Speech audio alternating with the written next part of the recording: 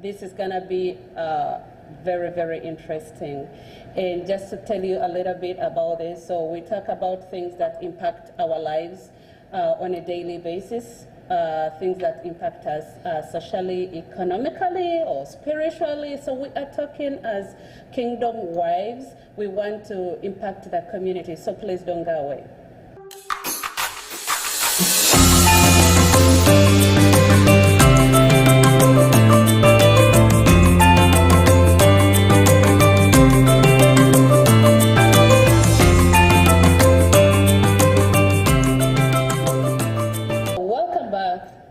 Show. Just like I said, we are having Kingdom Wives on Flash Show, and we are talking about a very interesting topic. But before we dive into the topic, I would like to take this opportunity to let the ladies here introduce themselves. Hello, welcome to Flash Show. My name is Sophia Kasibante. I'm a mother, I'm a businesswoman, I'm a mother of two. I'm married to a man. And, and I'm a business lady. Thank you for tuning in. Hello viewers, I'm Maria Dana Jenga. Yes, I'm married and I have a son. And yeah, that's all about it. And still counting, right? Yeah, still counting. Yeah, so I mean, this is your very own Flavia K. You already know being so. So today we are talking about the interesting topic, and just like I mentioned before, normally what we talk about on Flash Show are aspects of life, and these are things that really impact us as ladies, as families, friends. Yes, as friends, as leaders in the community, and also stuff like that. And today we want to talk about a very important topic that our people struggle with. Right.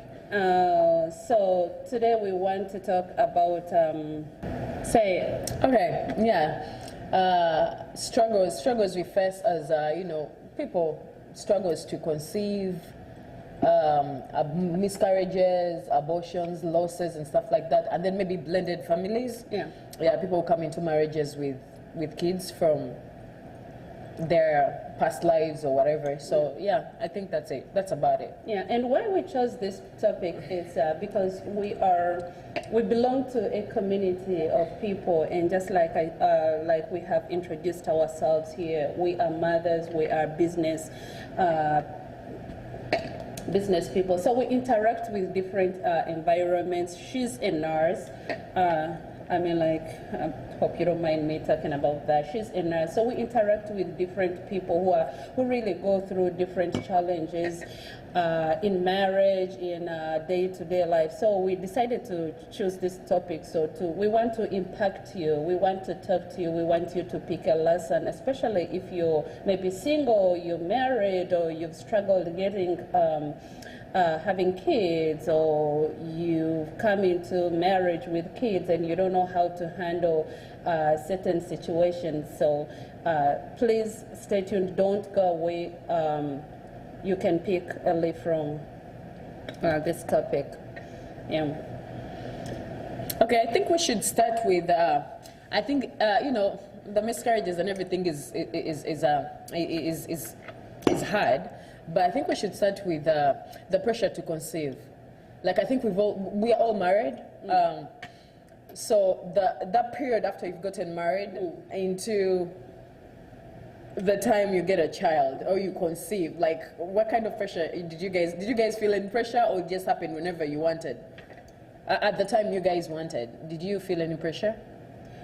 I don't know where the pressure comes from. It actually depends where the pressure is coming from. It could be age, like you're aging and you feel like, okay, now this is it. I have to get a child, but maybe things are not working the right way. Or it could be pressure from your partner, or it could be a pressure from like your in-laws, like what we talked about before, like your in-laws. And to me, let me say, I think it was about, I was aging, but then I was not feeling that pressure, because even getting married, I was not, I was old, but I didn't feel that pressure. But then it got to the point where, because when I got married, I got my baby after 4 years. After 4 years of marriage? Yes, I was in 4 years into marriage. That's a long time. Yeah, it's what? It's a long time. That's a long time. I didn't feel like it was a long time. Was it your choice? Was it your doing? I would want to say for the first part, I would say you have a very beautiful necklace. Oh, thank you. For the first 2 years, I was not feeling it, and then maybe after, and even I was not giving my ears to the society, because you know how society can also push like, oh, you twamso nera sente ngatazala, you know, stuff like that. But then when it got to like a third year, and I'm like, oh, but now I should be having a baby. Right. Because I'm aging, I need to have a baby. Then I started working on it seriously, but it was not coming my way. I had a lot of issues. I had fibroids, and then I did the surgery. No, it was not this like the cutting surgery. They used the cameras and went in and did the scraping and stuff like that. Then I thought like I would be okay, but then it didn't. Then they went in again and they did another one.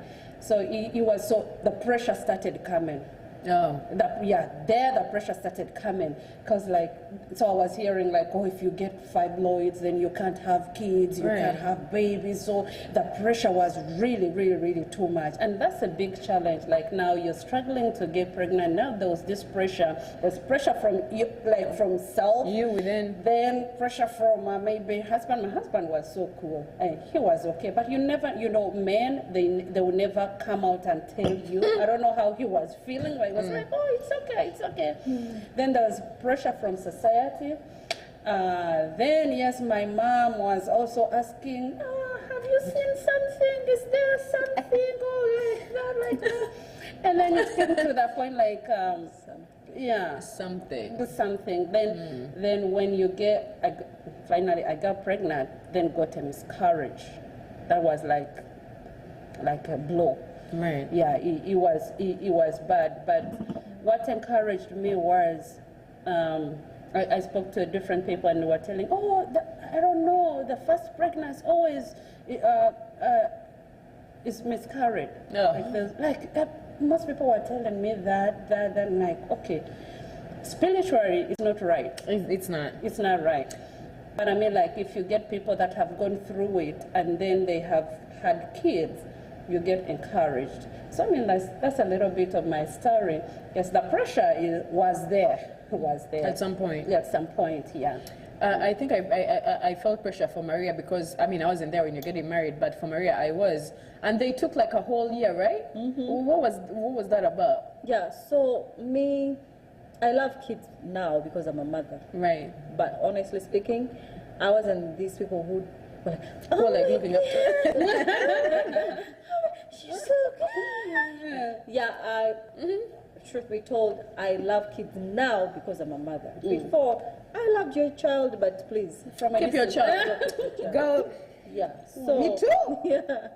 So when we got married, my husband started asking me, when do you want? We talk about those things. When do you want to get a child? I'm like, not now, because everyone was threatening me. Babysitting, kids are expensive. Right. Oh my God, diaper, blah, blah, blah. So those things. Now, naturally, I worry too much. I can't even worry for you. I can worry on your behalf. Like I'm rebuke it. Which is not good. Yeah. So bad.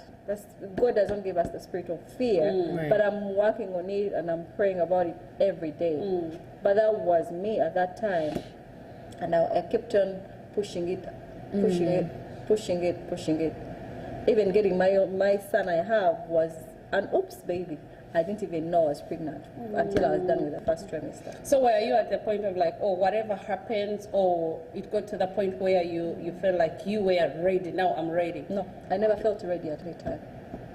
Yeah, because we were wondering, Maria has been married for like a year, and she's out here taking pics, and we're not seeing anything. And I was not even bothered, not even a minute. Yeah. I think that's another thing, like, the pressure from society is also too much. But I mean, like, what we want to encourage you is, you know yourself better. You know what you and your husband need. Your No, but partners like, this know is what the you need. thing. I'm going to contradict you a little bit.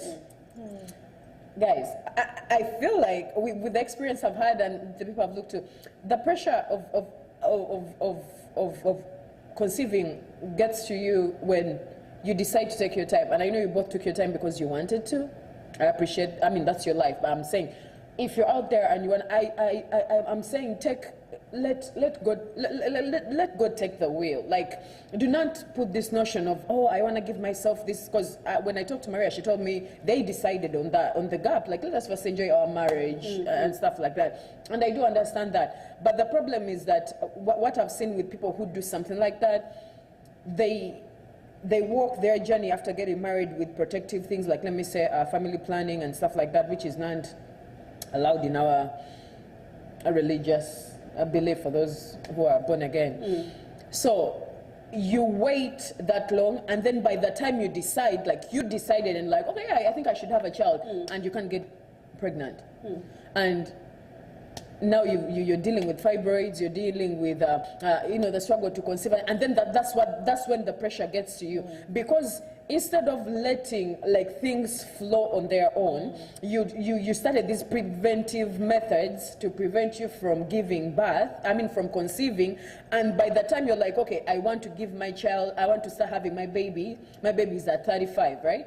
And by 35, you're a high-risk pregnancy, and then you have to deal with the miscarriage, which also takes some time because they tell you to wait.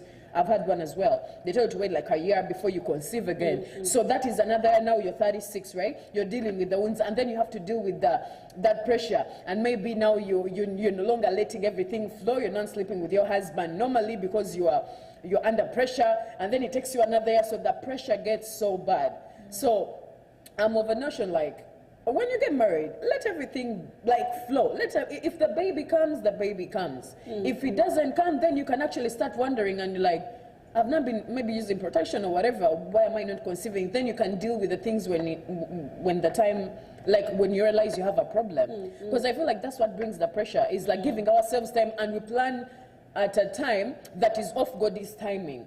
God said, let her get married and then to be fruitful, and then you're leaving this whole gap of, I'm taking my time, I'm enjoying my marriage. No offense to both of you. If people are still young, why not? If you get married like by the time you get married, you are not 25. young. No, like, if you get married like at 25. The thing about childbearing, it's very personal.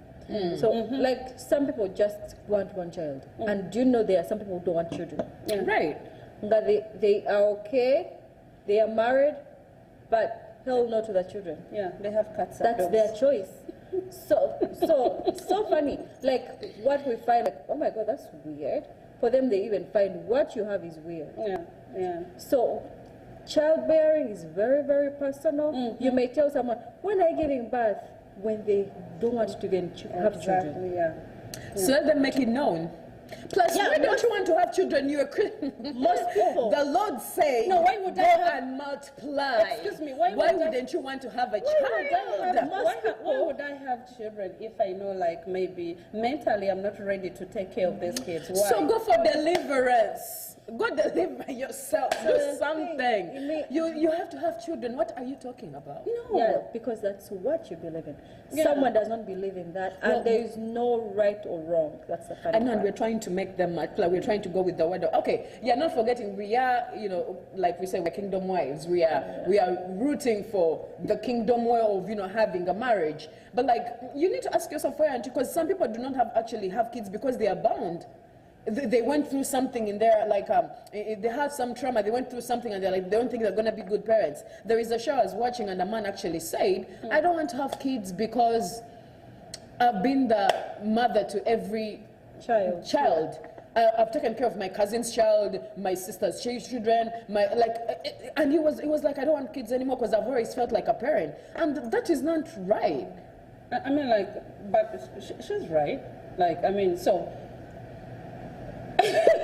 Are we talking about, like, No, so I think we are addressing both us, the born agains, and And those the- who yeah, are right. on the road to getting born again. Right. Because we are here to impact someone, and this is another way of preaching the gospel. But we have to remember everyone has a choice. Yes. But we have to go back and ask God what was His purpose of us Right. in our marriages.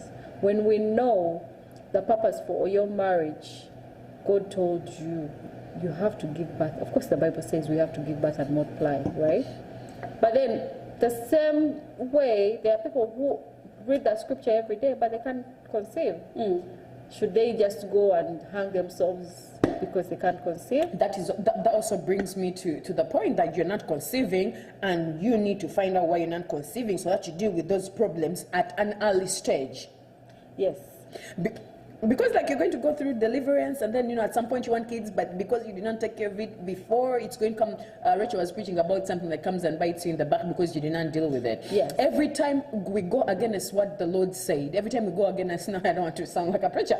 Every time we go against the will of God, like not multiplying, there is a problem. Like there is a reason why you don't want to conceive, and that's you need to deal with it. Yeah, so the thing about But today are people that were created not to have kids. They are there, and that's why I'm saying you need to find out the will of God for your life. It is to multiply. And even though God has not multiplied you with your own fruit of the womb, He can multiply you by telling you go and adopt. But I mean, it's I feel like it's different from having your own kids, the kids that you have carried. The kid that you have carried 9 months here, than with an adopted child. It's different. I feel even that the love would also be different. no, if it's still an instruction from God, if you sought the face of God before that adoption, It's you not will meant still mother that child like your child. like your own child. Some people carry the children, they carry 9 months, but they are not mothers. Exactly. Carrying a child does not make you a mother. No. I've seen people who have no children, who are mothering other people's kids more than their own mothers. Sometimes people mother because they have the ability to mother, but they don't have the knowledge. God has not equipped them to mother. Right. Crying out loud. Because God gives us wisdom. But some people, I'm not like coming out offensively, but not everyone who bears a child is meant to be a mother. Yeah, that's true. Yeah, of course we see them, like, especially here, the homeless, they simply go there, do their things, and have kids, and they take them away. And we've seen people being purposeful, even without childbearing. So this is one thing I know. If God decided you wake up, get married, 4 years down the road, you're going to have 10 children, that was your purpose. God did. And then you, God forbid, someone will get married and then bear children. That does not make them purposeless in their marriage. No. You will still obtain your purpose in the Lord, because God saw us before we were even formed in our mother's wombs. He foresaw that, you know what, you will do all the IVF. You will do all the everything. You will do everything right. You will get married at 21. You will walk purposefully in the right way of the Lord. You will not use any contraceptive, and you will not bear children. And you have no fibroids. You will not bear children. So it all goes back to Finding God's will. finding God's will and finding peace in it. There is so much power that comes with peace. People have 1,000 kids and they don't have peace. People in our society keep taking our peace. You guys are demanding too much, like the pressure. You cannot, like Now you can. You cannot start telling me, on one You know what I'm saying? the child has grown. like you don't, and this is the thing. People do not. You guys need to cut some, like our viewers. Like we need to cut. People And they some, start we dreaming need to about give you. people the benefit of doubt, right?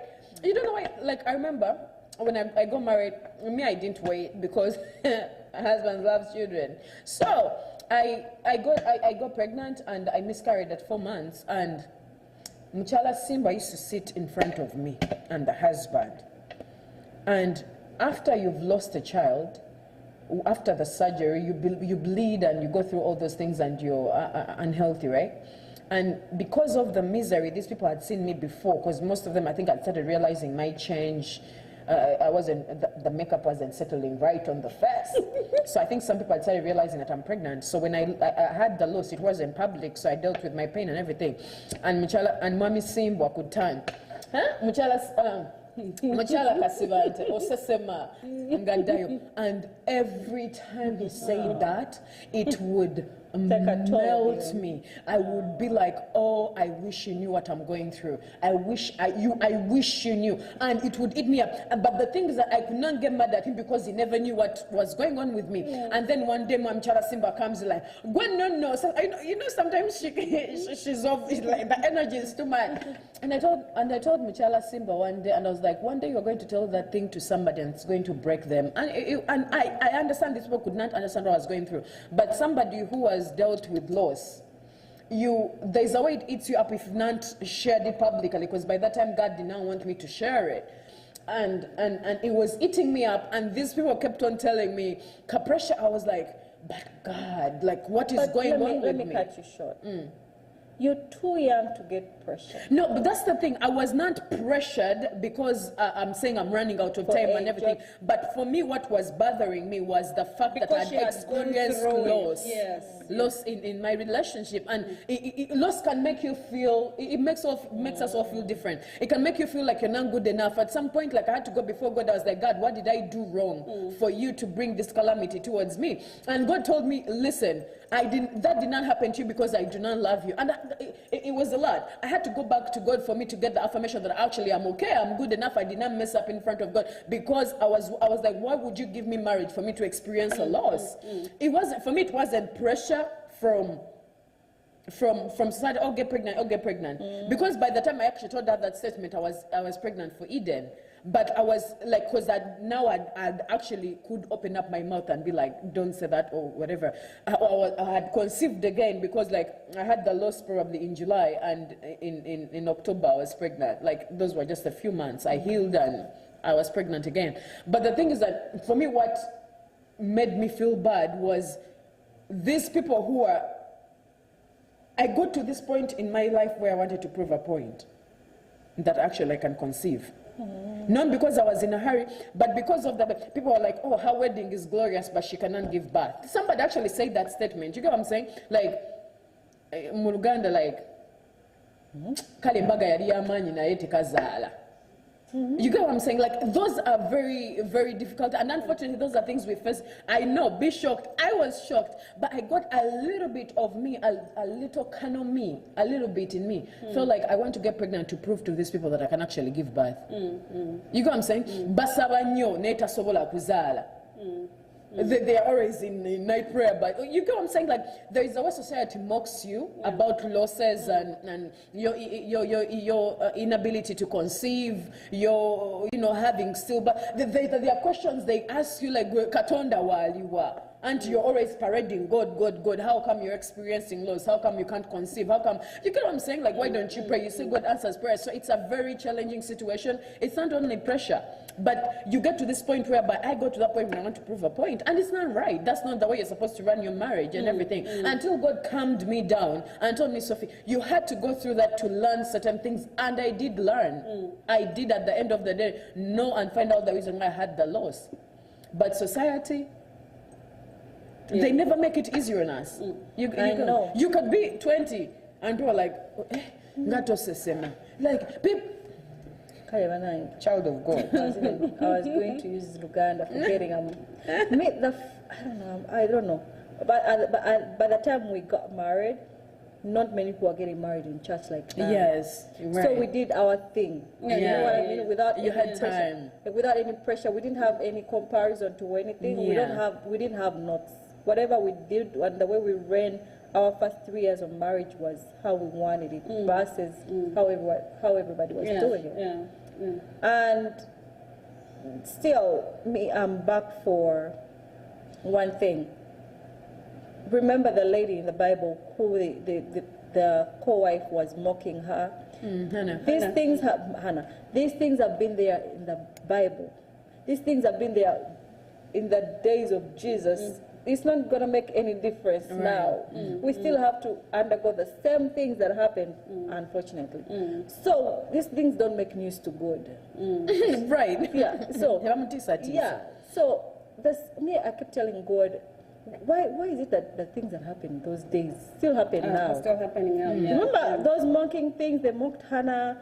They used to go burn, and for her, she one day had to. So actually, I like that people come and mock someone because they awake you to pray. Yeah. They You get yourself together. to pray. They provoke you to open up to God and tell God, you know what, over holiday.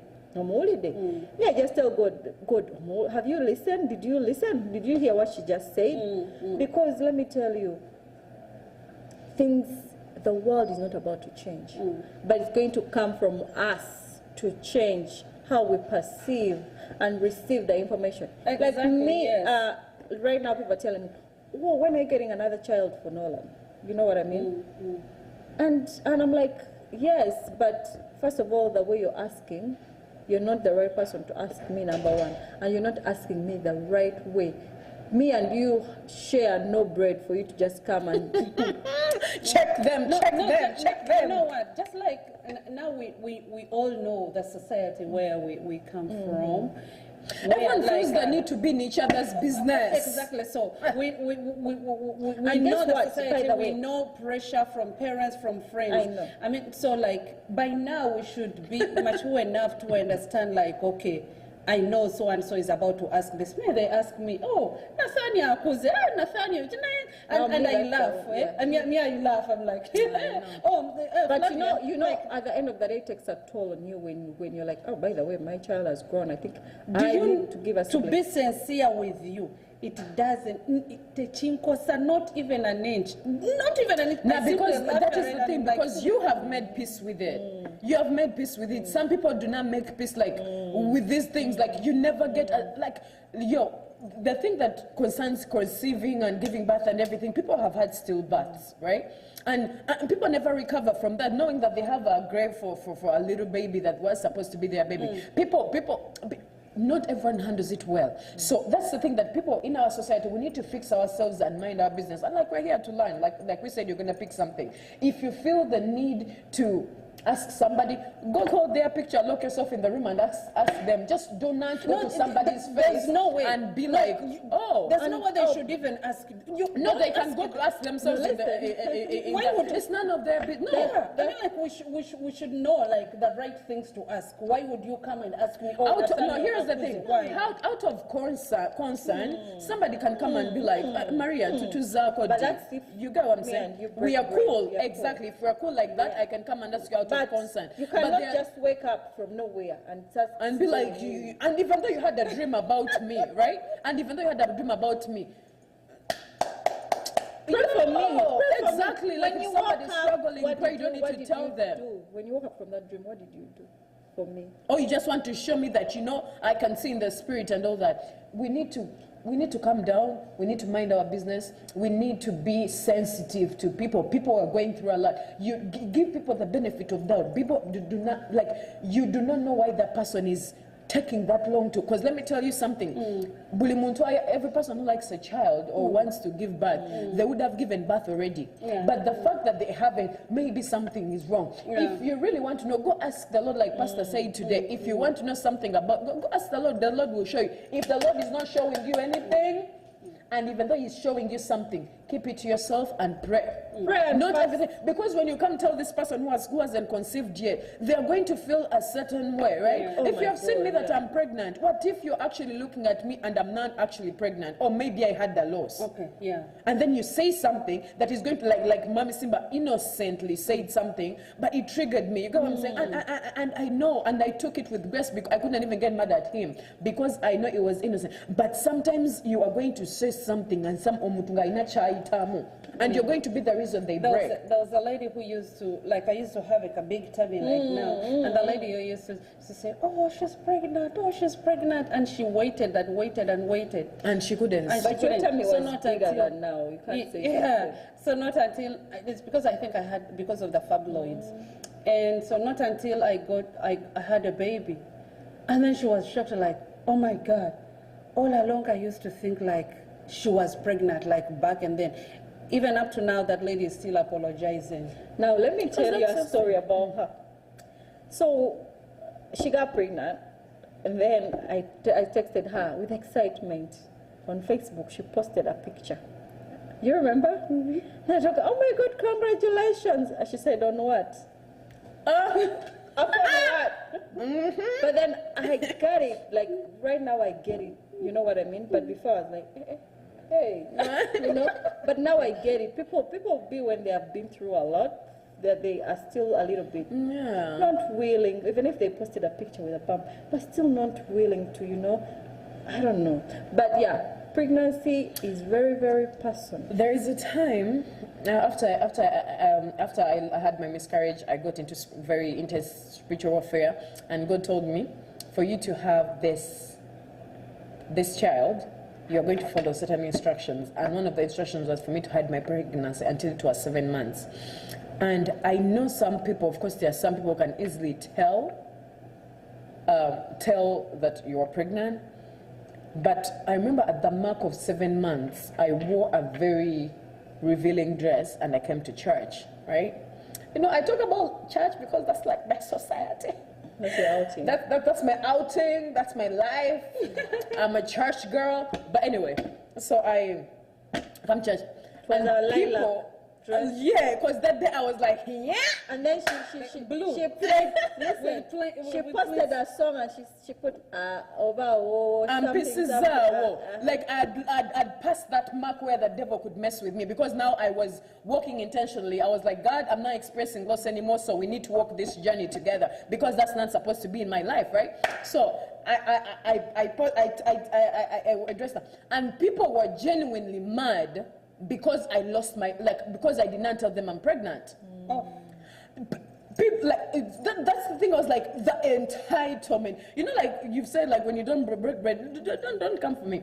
And somebody like had the audacity to come even be mad. I'm pregnant. Like a couple of people are like, oh, you do not know where I have been. You do not know what the loss did to me. So if I'm going to walk this journey, I need you to respect that. I need you to mind your business. I need you to be happy for me. But from a corner, like, be happy over there. Like, don't come in my space. You get what I'm saying? Like, and why are you mad? You don't know what people have gone through to get to this milestone. Like, you don't, like, let people be happy. Let people enjoy. If they are choosing to post the pregnancy, still be happy, but over there. Congratulations, Kakomao. Do not go be like, God had already told me that you are pregnant. God had already showed me this. Like you need to calm down and embrace it. And I want you to keep the same energy. When I give birth to the child, come babysit, change some diapers if I let you. But keep the same energy. Because the entrepreneur got to pressure and then they can't even help come through. You call them for your baby showers and they don't even come with a diaper. They come to the baby shower to eat. They don't even come with a diaper, but they have been pressuring you. That's if they even come to the baby shower. That's if they even come. They have been pressuring you. They can't be like, are you okay? They don't. Let me tell you something. Postpartum, we go through things. People be depressed in postpartum. Carrie, do something. Cook some food. Bring it for me if I let you, because there are some people who don't like it. By the way, we should also talk about postpartum disorder, depression, right? Is it real? It is real. It is very real. It is very real. I've not experienced it, but I've gone to that time where I almost, like, I've stopped offense. But the good thing is that God gave me a village. But I know if I didn't have that village, and all I can do is to feel sorry for people who don't have a village. Because, like, let me tell you something. You have a child like my son, Eden, my firstborn. He would wake up they say babies wake up after 2 hours. Mine was waking up every 1.5 hours. I wasn't sleeping at night. I don't know how to navigate the whole motherhood thing. I have this fear, you know, some fear when you lose something, the fear doesn't really leave immediately. It's by the grace of God that you get to that point. So every time I would get to that fence and I'm like, I'm losing it, I would get my child, give him to his father, and I go out and breathe. I would take a drive to either Target. I would I would do something. Go do your walk around. your hair. Go do my hair, scratch the feet. Do something that doesn't have to do with the child. It would kind of like make me forget that I actually have a baby, that my hands are not full. Because kids can traumatize you to a point you can even hear voices of babies crying when they're actually not. So it's just that you have to find a mechanism, because I told God, this is a blessing. I am going to enjoy the fruits of this blessing. So God gave me that wisdom that whenever I am about to go down that road, I would pull myself back. The Holy Spirit will pull me back. The Holy Spirit will tell me, Sophie, it's time to take a pause. Yeah, so I found a mechanism, but it's actually real. Yeah, it's especially when you have had a loss. It's very, very, very, very, very bad. I remember even myself, I was so sensitive. Like when I got to know that I was pregnant, oh my God, I even never wanted to walk, because I would say like, oh my God, the baby will come out. I never wanted to do anything. Oh my God, the baby would, like, it was like from the moment I got to know that now I'm pregnant, it was now another story. I wanted to eat well, I wanted to sleep, I was so careful, but it was based off the previous experience. Yeah. But then, yeah, after some time, I got okay, and, you know, yeah. But, yeah, postpartum depression, yeah, it's real. I remember I also had it, yeah. Yeah, it's just, I think it comes from being overwhelmed, you know, connecting with your child. And one thing that home for long, right? Right. One thing they told me at the hospital that really helped me was that babies can never die of crying. So when they cried, you know, colic, when my baby could cry and I can't deal with it, I would pause, walk around to the next room, and then I come back. Babies can never die of crying, but they can die of being shaken. They can die of you getting over it and you're like, ah, and when you're not fine, the baby's not fine. So it's okay for the baby to cry, and that thing helped me cope. Like they will be crying because that's the only way they know how to communicate. I'll be like, they're not going to die, but I need to be okay for me to take care of this child. Like I had to pull myself back from all these things that would have pushed me over the edge. Maybe another thing that is actually helpful is when you're a first-time mom, they offer, especially in this country, they offer classes, they offer lessons. I think it's very important, seriously, to attend those lessons. I ignored them. I did not go for classes. Right. But they are very helpful. Yeah, they are very helpful. Like, if you have a chance, it might be like, wherever you are, be it in Uganda, I believe that even in Uganda or any part of Africa, wherever you are, I believe they offer those classes. Especially if you're a first-time mom, there's a lot going on. You get confused. You don't know what to do. And even the expectations, expectations, you see Maria is connecting with that child so well. You don't know that exactly, like you come to church and you're like, and this is why we need those mother groups for people to be like talking about their problems. See, now this conversation is what traumatized me not to give birth immediately. Because no one gave me good vibe of give birth, kids are nice, but you have 5. Right. So anyway, so let's at the same time as we speak reality of kids are this, babysitting is expensive, oh my God, diapers, oh my God, no more sleep. Can you also say out the good things so that we motivate a new couple that is getting into marriage and they are thinking of how they're going to maneuver or juggle around this childbearing thing, you know what I mean? And that's the thing, people always want to make you feel like, oh, for us we are handling it like this. As long as you're able to conceive and give birth, you can be a mother. Let nobody come and tell you know your child better. If your child is crying, I was at Dunkin' driving past Dunkin'. I have my routine. I get out of my house, driving, taking Eden to daycare, and then I'm passing by Dunkin', and there's this woman at Dunkin' who's always peeping through my car because probably she's wondering how is this woman. She has 2 kids, like I think it's they're not the same age. 2 under 2. Right, and this one was in my, so you know how you're parked, like you're here trying to pay it, she's like this in the back. He's like, maybe he's hungry. I was like, I told her he's fine. Let me get my Dunkin'. He's fine. Like some people just love. I know, but that's the thing. your society again. Yes. You can never know the child more than the mother. Exactly. Like calm down. You get what I'm saying? Like, oh man, a baby's eating that. Like the mother, oh child, when you have that child for the time I have him, you will know that I care. It's just like know if you're a mother, if you can get a child, you will always make the right decisions for this child. Yes. If you are like, of course, they love what they're doing. Never feel like you're not mother enough. Like you know what is good for your child. When one thing that really pissed me off, like I still remember it when somebody told me, "Oh, you overfeed your baby." I was mad. I was not overfeeding the baby. I was not. Yeah, when Nathaniel was little, she was chubby. He was so sweet. And then this bloody said, "Oh, but you're overfeeding the baby." Let me overfeed my baby. Let me overfeed my baby. You're just saying feeding this kid. It's not like I was overfeeding. I'm like, okay. But I think some of the comments, someone does not even mean to, like, they don't mean it to come the way we perceive them. Like right now, if someone tells me, when are you getting Nolan a sibling? And of course, the first time I'm like, why are you asking me? But then after I'm like, Bambi, maybe she's a well-wisher trying to ask, hey. But you know what I mean? It depends on the connection. Like I told you, if we don't break bread, please. Yeah. Unfortunately. No, like seriously, people need to mind their business. You a sibling has no one come to you and told you they are lacking a sibling. You last called me or visited me. I don't know when. You don't even know how I'm first of all dealing with this with Nolan. You know what I mean? Oh, she took it, and you're like, I was struggling with babysitting. I would even go with Nolan to work some nights, and you didn't even come through. But you're here. Tell me. You want me to add on another one? And people will always want something for you, even though like it doesn't even make sense. Like if I had Eden now, because I'm not a Tumblr, you need to add on. When I added on Sophia Zala Nyo, I know Twana Tunji.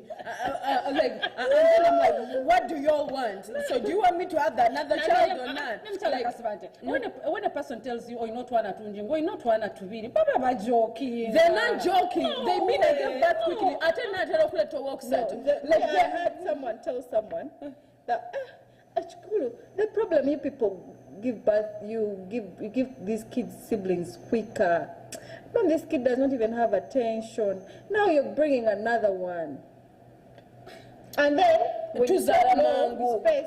Why are you spacing? You're spacing them. They're not going to. We are going to give birth to them, and then you all deal with it. To them, to babysitting. You allowed. Bring us another third one. We are bringing. Let me tell you, pressure, No, we shall give birth to these kids, but no, on a serious note, though, we need to be sensitive. Let people live their life. People, and the thing is that, like, our marriage is active. As long as the fruits, we are bearing fruits. You can we are bringing the fruits. Increase, multiply. We are multiplying. Leave us. People will never be open. Like, so we can never walk pleasing people. The pressure sometimes is too much. But what we have to talk about, people who come into marriage with kids. That is, I think, I don't know, I've not seen that experience, and I don't know how it feels. I don't know whether either of you have experienced that, or you've seen it somewhere, or your sister, or whatever friend. People have come. I think most of us were in the world before we actually decided to get married. Me, I've not experienced that, but I've seen people around me who have come into their marriages with kids, and I think I think they just have to sit down and find out a mechanism that is going to work for them, because I've had couples be a conflict about that, like, oh, I don't want to live with another woman's children, but when it comes to the woman, she wants the child she had outside to live in the family, which I feel is unfair. But of course, I won't have so much to speak on it because I've not experienced it. But if you're both going to get these kids that belong to other partners to your marriage, I think it should be fair. If the woman can live with other children, I mean your ex's children, you should also be accommodating. That's what I feel. Me, yes, that's true, so true. Me, I feel like if you came into my life and loved me, you have to love me with all my baggages I'm coming in with. With your 5 kids. Yeah, exactly. Wow. 5, okay, Yes, so you welcomed me into your life, but I have 5 children in the previous. God forbid, not me, someone else, because that's not what I desire. So, and no one desires it anyway. Sometimes things just They fail, just happen, yeah. and it's okay. But if you're loving someone, please love them with So whatever Maria, they would come you in. be okay if it was Paul that was coming into the marriage with 5 kids? Would you live with them? Would you want to That's what I entertain was- them? where I was You coming to. see, that's the reason why I cried while I was writing my vows, because you have to be ready when you're saying I do, as in the Christian setting. You have to say I do with all of his everything. Unfortunately, So you would be okay with it? exactly. I've had women that like let their woman live with their kids, and somehow I understand their perspective. Me, I seriously. that's a very it's a very hard thing to talk about when you're not in their shoes. Yeah. But like I've seen most women want to live with their kids, because me, I live in a family where my mom came in with a kid to marry my father. So the woman wants to live with my kids, but at some point I've experienced also my mom wake up and be like, "Buli mwana de wa mama we." I know. Do you get what I'm saying? So I'm talking it from the experience, not my experience, but my parents' experience.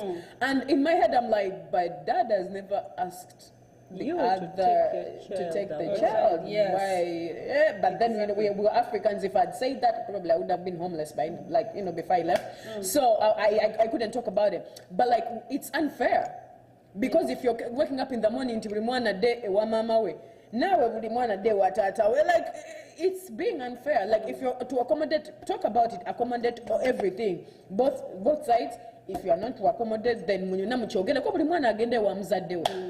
how about that? Yeah, that can work, but there's a time in life where that is not going to work. I know. Kids have to be in the same household. And like I said, if you're ready to move into this marriage, and by the way, you think women are mean, some men are mean when it comes to whatever I'm coming with. And when a man decides to be mean, they are worst stepfathers in the world. So, my point is, before we walk down the aisle, we talk about this pillow talk, right? I know. Sorry. For those who are born again, no fornication, right? But you can talk about it and say, hey, I have 5 children and you don't have any. So what are we going to do about it? Right. So that it's an open discussion, not me imposing my children on you. So that you just don't wake up and one day and start telling me, you're the one who brought your 5 children.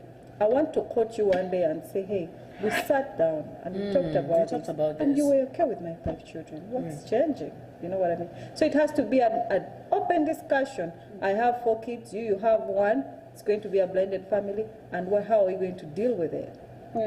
Are you going to say mother of 2 because you have 2 and me I have my 5 children? You have to say mother of 7. Yeah. You take me all of me. Take me all of me. I think people who mostly have issues are people get into marriage and they don't conceal the fact that they have kids, or maybe like sizalangako na ye atenga umwana wa mutwala ewajaja, like the kid is staying with a grandmother or 1 or 2, and when things get sweet in between, like maybe muchari bavwe. Now you've worked, you've gotten your money, and you want to bring the kids. That is where things really get tough. So just like Maria said, get on a table and talk about it. Be open enough. Like, I have there my 5 kids. Oh my God, 5 kids. 5 kids is a lot. Like, y'all get your lives together, because 5 kids. Okay, so are you taking me on with my package? And if it's a deal breaker, you go. Got to be correct. Yeah. And also even the baby mamas and the baby daddies have to be, you need to like be tokola chintu chotayagala kukola. Don't overbe imposing people's marriages. Because you're calling at night, I want to talk to my son, I want to talk to my daughter. So they should at have night. their boundaries. I said, have your boundaries as well, like to make this thing easy. Like we messed up and had children. Okay, yes, that is there. But respect the current marriage. I mean, like respect where I'm at. Don't be calling at 10. Busmanyo mana car. What do you mean? I think before I one thing that I prayed to God was not to get a baby kuzalanga before I got married. I think that's why it took me forever to have a kid. Nalinga sichagala. I said no. I'm not getting married when I have a kid. I said no. But so it happened. So, but in case it happens, like for those it happened. For those that it has happened, one piece of advice I can give you is, for instance, if you are a lady that has gone into marriage with a kid, please allow this man to discipline that kid. Do you know what I mean? Yes, I mean like it hurts. It hurts. Olabakati, mami simwa can get Nathaniel namukuba. I'm dying. I'm dying. But imagine the kid was from another man. From another man. Yes, you know what? And women, we are dramatic like that. Let this man discipline this kid. Because I mean like, yes, you have accepted. He has accepted to take, now what your kid is to take you on with your package. So now is the dad.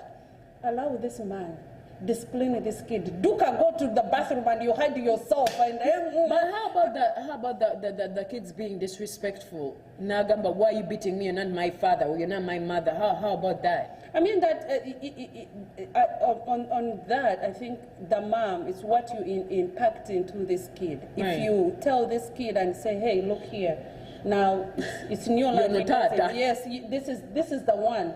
It doesn't matter. Even a 2-year-old understands.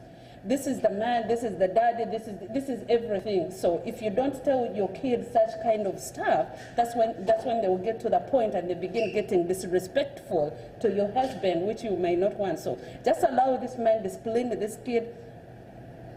To the bathroom. Disciplining is very good, like you say. Disciplining is very good, but it also has to come from a point of how he's the new dad nurturing the child.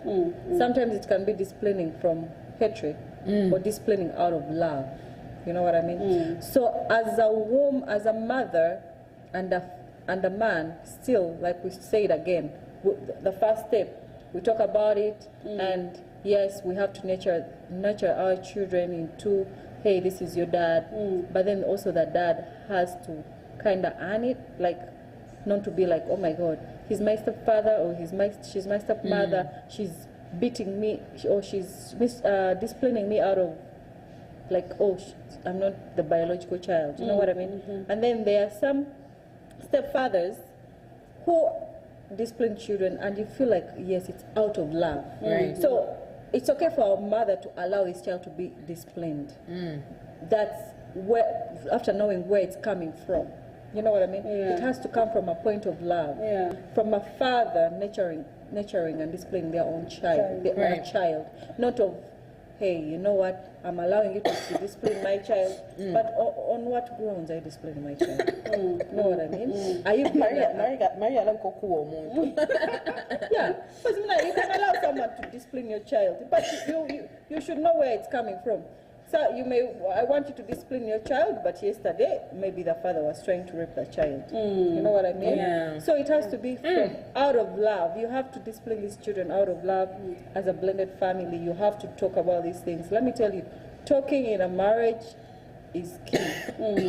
Talking, discussing, and as a couple, like, let me see, me and my husband, we talk, then we talk with other kids, then we talk with the kids as well. But we talk before the children. Us, let me say, the blended couple, you talk before the children.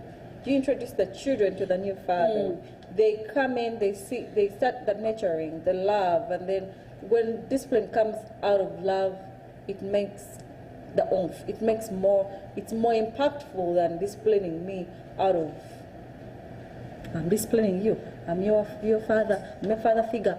I'm disciplining you. You know what I mean?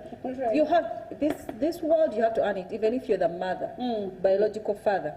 You still have to earn it for a child to feel like my father is disciplining me out of love, not out of. Because not, like I said, not every parent is not everyone who gave birth is a parent because they were able to give birth. But it also comes with nurturing. That's why kids are all different.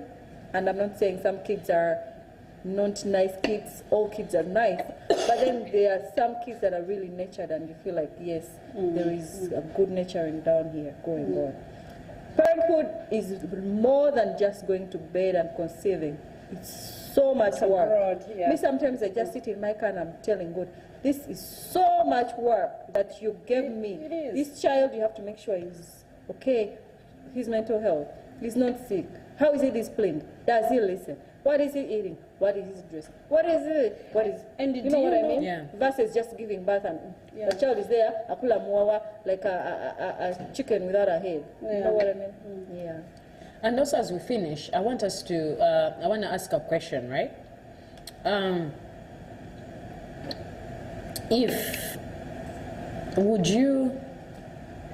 Do you think it's okay to, like, let me say, I was young, I messed up, right? Got a child out of it, out of the messing up, and I get married.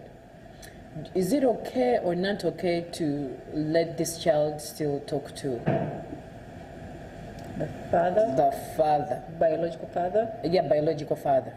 that's very okay. You cannot break boundaries Right. from how the child is going to. You can't block the child from the father, and you can't block the child from the mother. And also, the new mothers, the new wives or the new husbands should understand that part. This child has a father that is known to you, another father. We cannot block that, but it has to come with respect. You know what I mean? Yeah, Right. Yeah, it has to come with respect, and the husband and the wife have to talk about it. How are we going to do the communication if it has to happen? And how is the limit? And how are you getting involved? And how it all comes about with open communication that is coming from with the side of respect. We have to respect each other. Blended families marriage is already hard, guys. Honestly, me, I always tell everyone, marriage is hard, but it's something I cannot do without. But I feel like I cannot do without, but then now mixing it with being a blended family, it has more work in it. Yeah. right, like I understand whereby this person things just things didn't just work out, right? And we come to an understanding and be separated. And you're like, I'll take care of my kids and everything. But there are these exes that are chaotic, right? And I know that the same thing to do is to let the child talk to their parent and stay in touch and everything. But I just feel like there are some situations whereby I understand people would be like, if we are going to be a family, we are family without the drama. Without the other person. And I understand if that person is a parent or not, but what about exing? You messed up in the world. They are not really they are not good. Basically, if you involve them in your life, it's even going to come because the Lord says, forget the former, do not remember the things of the past. Because this person is going to come and cause chaos in your new marriage, right? Pressure that you want to taking this child as yours, right? But that pressure of also this child staying in contact with their dad. The dramatic dad. The dramatic dad and their those that are choosing violence, they're not trying to actually be a family and respect. You have to wait, I think. Omusajja, for example, omusajja yagenda n'akola ki? N'akuwasa. Nakuleka, something sounds better in Uganda. Like a man, like this man was not ready to let you go.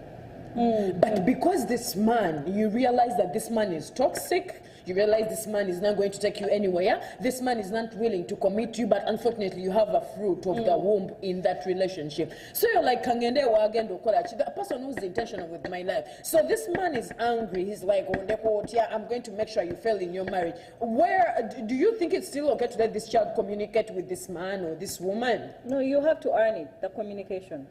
No, you have to earn it. Yeah. You have to earn it. Right. It's not gonna come. Things are no longer the way they used to be. This time around, you have to come with some kind of manners. If you were mannerless before, hey, listen. Now you So have you can cut. That's what in that situation it is okay to you cut can them cut off. them. Okay. Yeah. If it's coming with disrespect to the new husband or to the new wife, that's a no ground. Yeah, exactly. So I just look at this nation where we are living, where maybe the young girls are falling, messing up, and they are messing up with irresponsible men, like maybe afunyeyo like drugs, or is homeless, and then they get the fruit of the womb, and then along the way this girl reforms.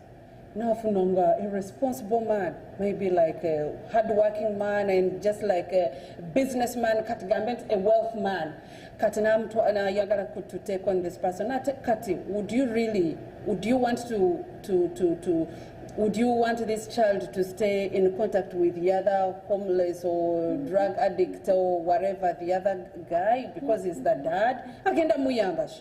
Nothing. I would rather, like, okay, you know what, let us begin a So new at some chapter. point you think it's okay to just... Yeah, I mean, like, yes, they say blood is blood, blood is blood, but I mean, there was a certain point where you're trying to work out. And In a nutshell, do not get pregnant. Don't mess up before you're married. yeah, In a nutshell, like to save yourself yeah. from all this drama. Exactly. Like, If you can just control wait it, and- yeah. I did it. And by the way, again, I've never used the birth control, nothing at all. But I mean, like, you can to avoid the drama and Wait after marriage. Yes. And then eat things which are holy. But marriages that don't work, they waited and the marriages didn't work. How do you deal with that? And they got a divorce. Yeah, because it looks that like they have kids or yes. what? The conversation before was children got out of the wedlock, right? Right. But then there are children that are got in the wedlock, but then it didn't work out. Oh yeah. I mean, like, you do it the way America does it. Like we are having, is it child support? Have kids for a week over the weekend. It's me, the mom. The mom is entitled to have the kids. Depending on his age, then over the weekend, go to the dad. Your marriage and we should are work. meeting. And Your that's why marriage we are should meeting. work. Don't separate. No, new marriages not work. No, The moment you marry this man, make sure it for those works. that This have is already reality. it didn't work. It didn't work. Yes. For those Are that they it still already there? didn't work. Or it didn't work and they separated? They separated. They separated. They had Get kids. back together. No, it's not gonna happen. We're not working. What happened for it not to work? My dear, it's quite okay. There was a marriage infidelity. Okay, maybe infidelity, because even the Bible accepts that infidelity. And hey. you already have had kids. Yes, of course, there you mother- can deal with the it. mother will But hide- these things hide of not the working, Busimanya, these things of not working, Busimanya, I got tired of the maths, I wasn't brushing my shoe. Go back in your marriage. And you know what? We meet at Dunkin' Donuts on Friday And at we share 3 the p.m. kids. And you That's it. toxic. I mean, like, yeah, That's so bad. That's what it is. But if it brings At the peace, end of the day, do not get involved in grown people stuff when you're not grown. When you're not ready to deal with kids, don't get married, Busimanya, because this person is getting married. I'm also going to marry. Don't give birth to kids because other people are giving birth to kids. no, you Wait can for get your married time. but don't have kids. Nekino tetukyagala muntu abasondera sente muli wane nomufuga okuzaala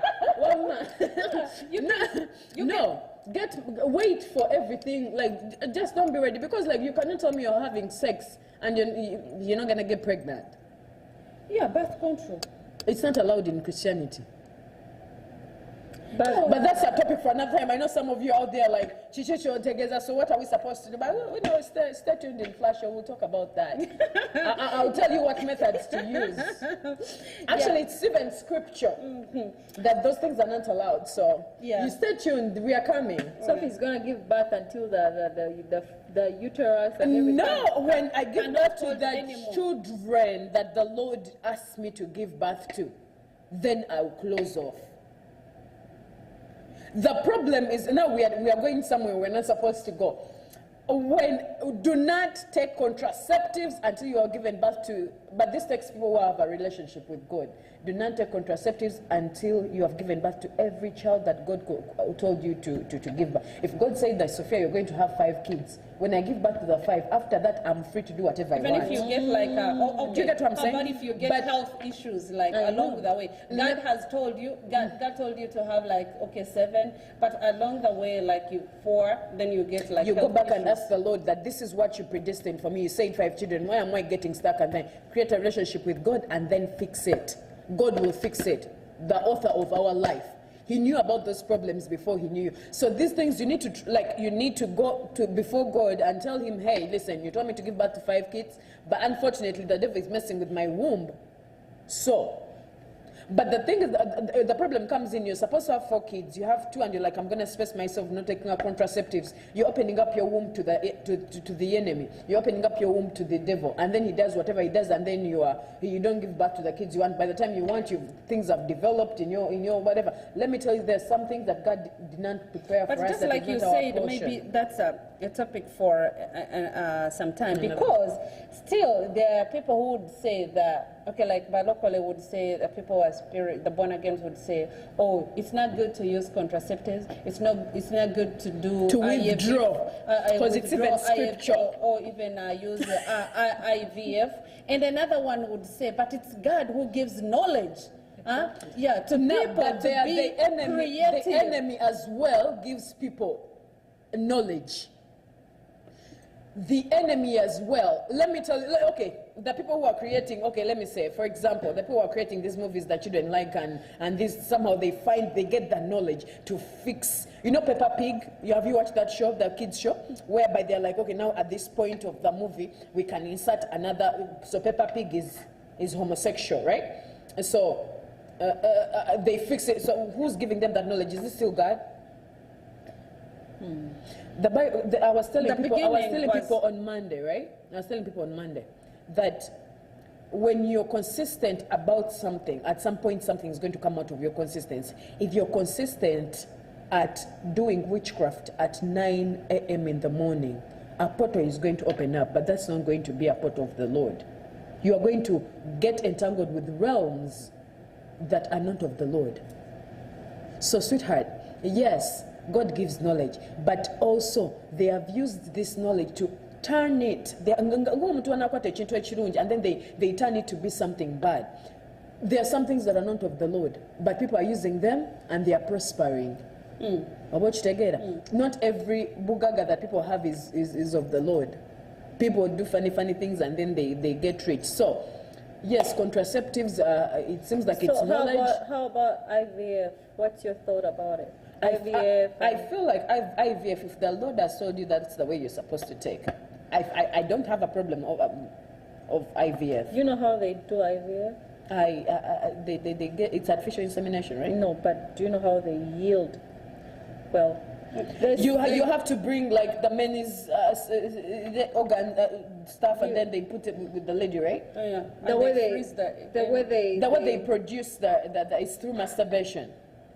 It is wrong. Yeah. It is wrong. And that's okay. That's what I'm saying. If the Lord has told you that's the way, if God has told you, I cannot say I know everything about God.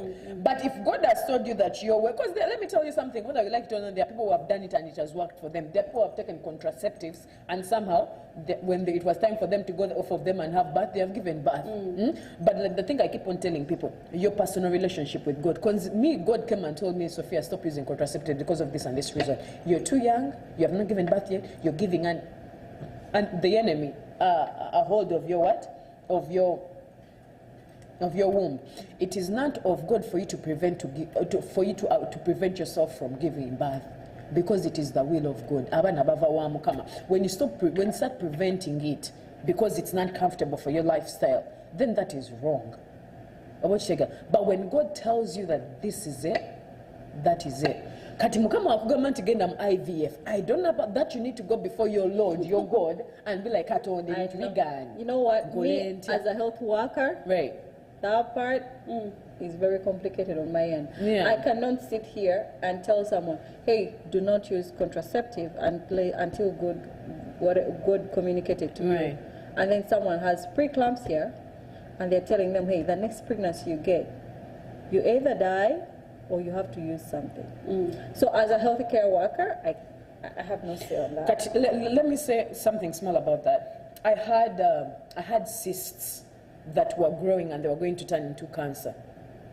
There's a time I got a problem, and I was probably like 19, 20. I got those, so one of it burst and I couldn't stand straight to walk, so I was taken to the emergency room. And in the emergency room, they told me that you need to start taking contraceptives, or the next time all your things are going to grow to be cancerous. So that means that it would affect you, take out your womb and all that. But as I was walking this journey, God legit told me, like, Sophia, that is not the way to go. It does not make sense. Whose report shall you take?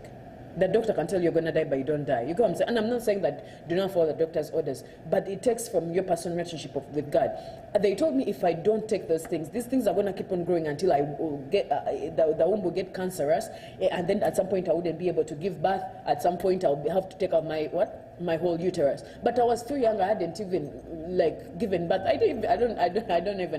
wasn't even focusing on that. But the sound of cancer was a very bad thing for me to hear. So, but when I went before the Lord, He said, all these things, they are more spiritual than they are physical. You are dealing with whatever that thing you've said, or you're dealing with cysts, but there is something behind it that you need to do. That when you deal with it, all these things will disappear. I went off contraception, and up to now, they have checked me. Even when I had the miscarriage, they still checked me, and the cysts are not there. I'm okay. I stopped taking them, and I'm not. But use wisdom. Go ask the Lord. Like, you could be getting that prayer the other day. A woman gave a testimony yesterday. We're in a women's conference, and she said they told her she'll never give birth naturally. They have to always use a C. She gave birth to her child a C-section. Actually, she's the Mama Musumba of Deliver to Serve. The first thing was a C-section. Until God met her, I was like, you can never give birth. Like, there's a problem that is making you always be cut, that your child can't go down and do all that stuff. And guess what? She went into spiritual warfare. After that, she gave birth to 3 children with a natural birth. So the thing is that despite the fact we don't want to be so spiritual, you also have to go back and be like, what is the thing that is behind me getting these things that are affecting my womb? If God did not create it with me, what is the problem? Sometimes we give up so quickly, and we go to doctors' things and we accept them, but they are not. They pose you. Right, Maria tells you that, and that is why sometimes God, it's so hard God to use people who are educated, because they are so much into their heads. Everything is physical. There's nothing spiritual about them. You know what I'm saying? That's why we're going to have now doctors that are spiritual. Yes, me, I would just tell someone, hey, just go back to your closet and pray to God to guide you, because me, as a healthcare worker, I cannot tell you, hey, go pray. Just give on giving birth.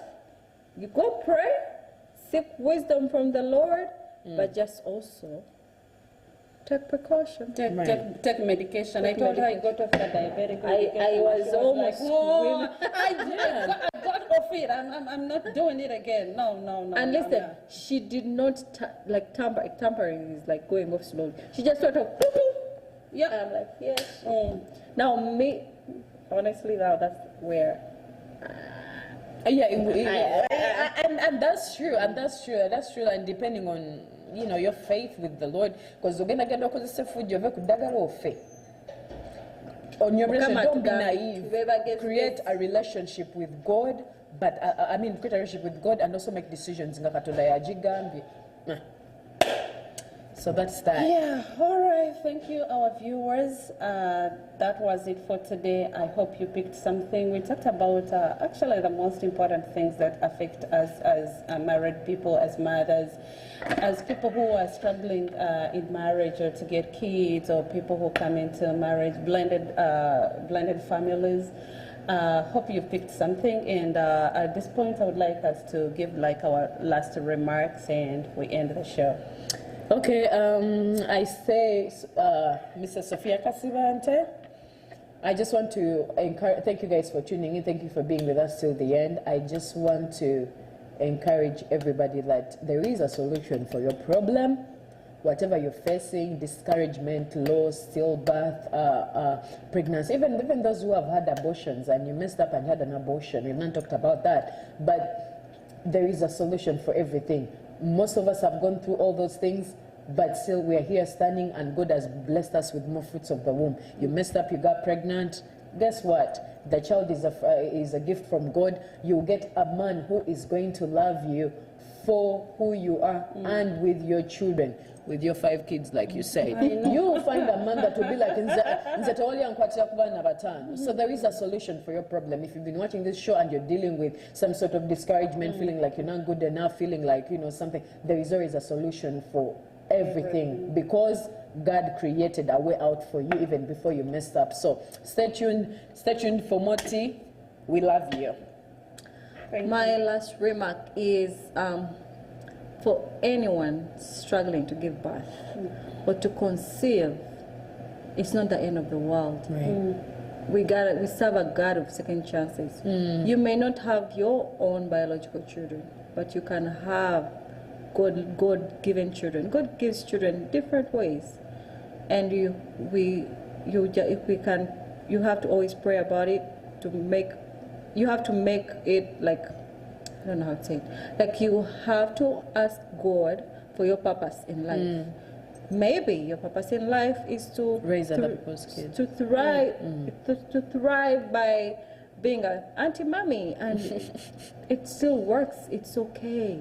I mean, if you want to have 10 children and you're able to have the 10 children, thank God. That's okay too. It's not the end of the world if we don't get what we desire. Sometimes things don't work the way we want, but God has a purpose for everything. That's true. Honestly speaking, God has a purpose for your life. God has a purpose for your situation, and it's for your own good. That's all I can say. Yeah. Amen. Yeah, so thank you so much. What I can say is just know that whatever environment you are in, there are always resources. What is important is to know that where to find those resources, and to know to speak out. Speak out. Speak to the next person to you. There's always a solution. There's always a solution. And if you need more help, you can always reach out to us as Kingdom Wives. You can send us an email on flaviakshow@gmail.com, or send a text 857-266-9681. We are always there for you. So other than that, thank you so much for tuning in. Remember to subscribe to our YouTube channel, Flash Show, on YouTube, and also on Facebook, Flash Show, and Instagram. So please stay tuned, and God bless you.